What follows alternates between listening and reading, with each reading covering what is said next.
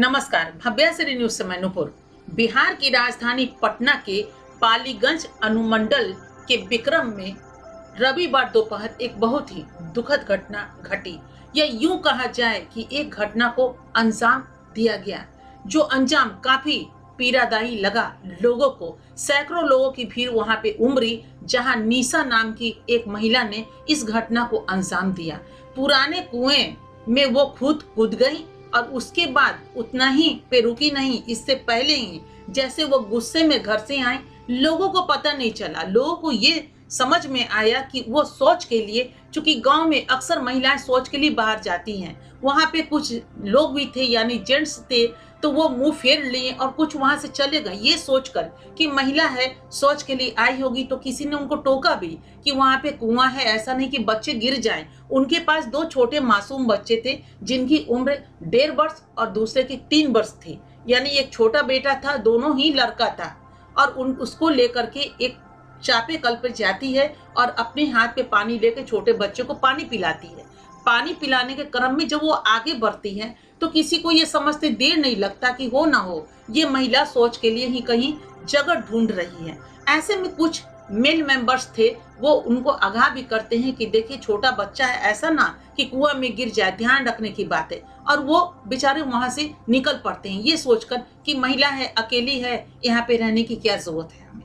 लेकिन कुछ देर के बाद उनको ध्यान आता है कि अरे यहाँ महिला गई, अभी तक आई नहीं और बच्चे भी दिखाई नहीं पड़ रहे हैं, न बच्चे की आवाज सुनाई पड़ रही है। तो वो जब ध्यान केंद्रित किए तो कुएं के पास एक उनका चप्पल नजर आया। जब वो और करीब आए तो महिला का अता पता नहीं था, ना महिला मिली न दोनों बच्चे मिले। असल में हुआ क्या, ये पूरी घटना हम आपको ये बता रहे हैं कि सीसीटीवी फुटेज में ये कैद हो चुका है। इस आधार पे हम आप तक ये सूचना पहुंचा दे कि महिला पहले आती है, चापाकल से पानी निकालती है और बच्चे को पिलाती है। उसके बाद कुछ दूरी पे ये कुआं रहता है, कुआं में बैठती है। कुएं के ओटे पे बैठने के बाद सबसे पहले 1.5 साल के बच्चे को यूं अंदर डाली, जैसे किसी के खिलौने को पानी के अंदर डाला जा रहा है। सोचिए, लोगों को यह देख कर के इतना दर्द हुआ। वो महिला बच्चे को तो जन्म दे दी। लोग कहते हैं कि माँ ममता की मूरत होती है, माँ दया की मूरत होती है, लेकिन इस माँ को देख लीजिए, न दया था न ममता था। सबसे पहले 1.5 वर्ष की बच्चे को वो खिलौने की तरह पानी में फेंकती है, फिर 3 साल के बच्चे को लेती है और पानी में फेंकती है और उसका खुद कुएं में कूद जाती है।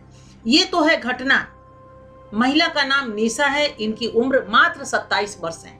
कहते हैं जिंदगी को जिया नहीं, देखा नहीं, मरने वाले क्या जाने जिंदगी का मजा। और ऐसे में ये अंजाम तो दे देती है और उसके बाद वहां पे धीरे धीरे सैकड़ों लोगों की भीड़ लग जाती है। और भीड़ लगने के बाद तब जाके थाना प्रभारी को सूचना दी जाती है। वहां धर्मेंद्र कुमार जो थाना प्रभारी है वो पहुंचते हैं, निरीक्षण करते हैं। लाश को कुएं से बाहर निकाली जाती है। दोनों बच्चे और महिला की लाश बाहर आती है। देखकर लोग आश्चर्यचकित हो जाते हैं। समझ में नहीं आता क्या करे और क्या न करे। चूंकि छटपटाते हुए वो व्यक्ति तो बच्चे को देखते हैं, लेकिन निकालने में चूंकि दम घुटते हुए देखकर उन्हें बिल्कुल बेचैनी हो जाता है। जल्दी से थाना प्रभारी को वो फोन करते हैं। और चूंकि आज मोबाइल का जमाना, कहीं से कहीं भी तुरंत इंसान को सूचित किया जा सकता है, लेकिन उनके पास वहां पे कोई ऐसी व्यवस्था नहीं थी जिससे उस बच्चे को निकाला जा सके।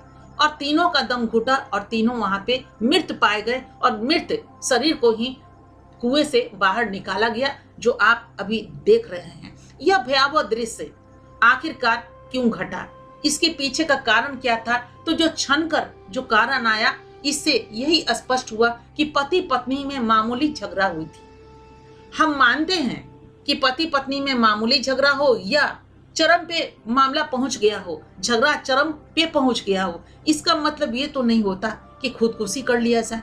खुद भी मर गए और 2 मासूम बच्चे को भी आपने जिंदगी जिसने अभी देखा तक नहीं कि दुनिया का कैसा है, दुनिया का मेला कैसा है, दुनिया में कैसे जीना चाहिए, सूर्योदय की गति क्या होती है, फूल की खुशबू क्या होती है और जीने का उद्देश्य क्या होता है, जिससे अभी दूर दूर तक उनकी पहचान नहीं थी, उस बच्चे को आपने कुएं में डाल दिया। एक और अगर देख लीजिए तो लोग न जाने एक बच्चे की कीमत में, ना जाने एक बच्चे को जन्म के जो बांझ महिला होती है या फिर पुरुष होते हैं, वो बच्चे के लिए ना जाने कितनी दूर सफर कर लेते हैं, लाखों रुपए बर्बाद करते हैं डॉक्टर के पीछे या फिर मंदिर में या फिर किसी हवन में या फिर मन्नते में। इतनी पैसे खर्च करते हैं और सोचते कहीं से एक चिराग हो जाए जो घर में चिराग जलाए, और यहाँ 2 चिराग का मोल नहीं।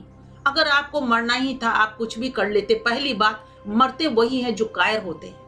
अगर कुवत में तो कमाइए, खुद भी कीजिए, इतना तो कर सकते हैं, किसी के घर में काम तो कर सकते हैं, झाड़ू पोछा तक तो लगा सकते हैं, अपना भी पेट भर सकते हैं, 2 मासूम बच्चे को भी पेट भर सकते हैं, तब तक जब तक मासूम बच्चे उस लायक नहीं बन जाते। फिर धीरे धीरे बच्चे तो स्वतः कमाने लग जाएंगे, पढ़ने लिखने लग जाने, कौन ठिकाना ऊपर वाले का क्या चमत्कार होता है और भाग्य परिवर्तन ले करवट बदलता है और आप कहां से कहां पहुंच जाते हैं। इतना तो कम से कम मूल्य समझना चाहिए कि जिंदगी क्या है। लेकिन इस महिला को कौन समझाए, और कहने को हम आधुनिक बन गए हैं, कहने को हम चांद पे चले गए हैं, चांद पे तो पहुंच चुके हैं, लेकिन धरती का जो रस है उसको कहां पिया आपने, जिंदगी का रस कहां पिया, कहां भोगा।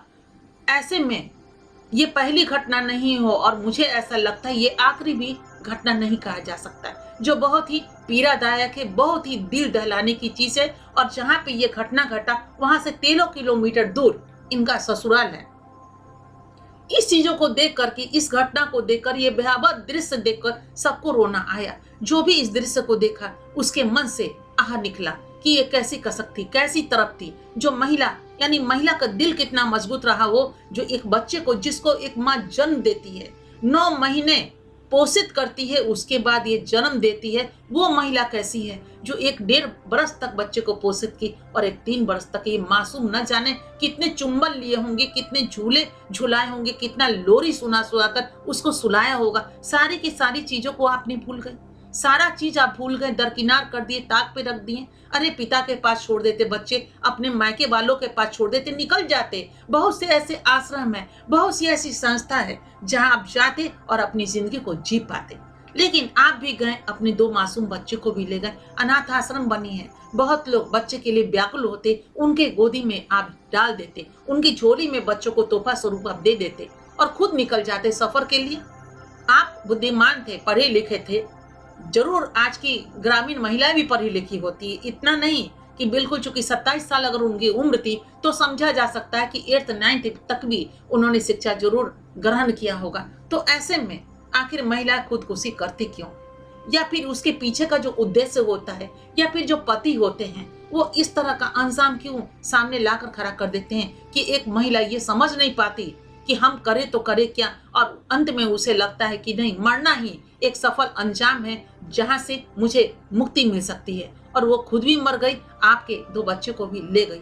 ऐसा नहीं होना चाहिए। कोई भी महिला मरने से पहले ये जरूर सोचे कि क्या मरने के बाद मुक्ति मिल जाती है। मरने के बाद कदापि मुक्ति नहीं मिलती है। इस चीजों को मानना पड़ेगा, समझना पड़ेगा। इस चीजों को जीते जी भोगिए, समझिए, और जिंदगी जीने का नाम है, इसको जूझिए और आगे तक सफर ले जाइए। जिंदगी यही अंत नहीं है जिसको आप खत्म कर देते हैं। जिंदगी में अगर आप स्वस्थ है ना तो बहुत कुछ आगे बढ़ा सकते हैं, लिए जा सकते हैं। एक अपाही जो होते हैं, जिनके कहीं ना कहीं विक्षिप्त होते हैं पूरे शरीर से, वो भी अपने सफर को आगे ले जाते हैं। आपने ये क्या कर दिया, निशा कुमारी ने ये ऐसे घटना को अंजाम दे दिया जो बहुत ही दुखद है, पीड़ादायक है। ऐसा आगे कभी नहीं होना चाहिए। जिस महिला को भी अगर ऐसी नौबत आ जाए कि मरना ही एक अंजाम है, वो खटखटाइए। बहुत सारे संस्थान खुले हैं आपके लिए, राह पसारे, आंखें पसारे बिछाए बैठे हैं कि आप आओ और ये घर आपका है, ये दुनिया आपकी है, जहां आप जी सकते हैं और सहारा बन भी सकते हैं और लोगों को सहारा दे भी सकते हैं।